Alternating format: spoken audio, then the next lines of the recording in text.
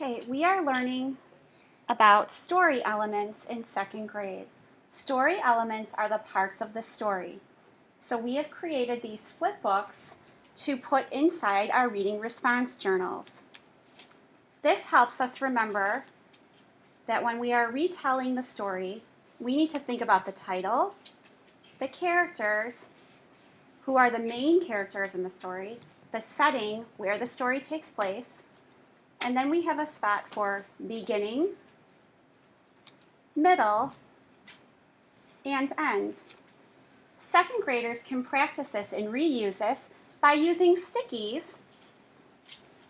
And an example we have here is from a story that we read called Alexander and the Terrible, Horrible, No Good, Very Bad Day by Judith Viorst.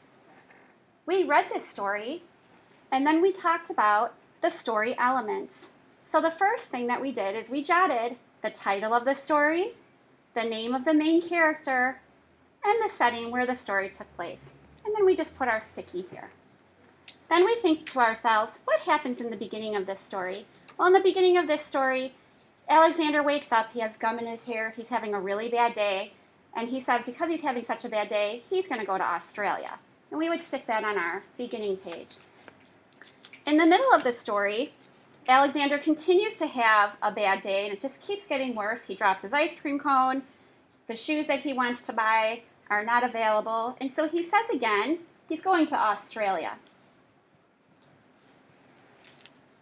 And then at the end of the story, right when he's going to bed, his mom tells him that everyone has bad days like that sometimes, even in Australia. And so we put our stickies here. Then when we go to retell with our partner or to talk, we can use this tool to help us remember the parts of the story. When we're finished with this story, we simply remove our stickies,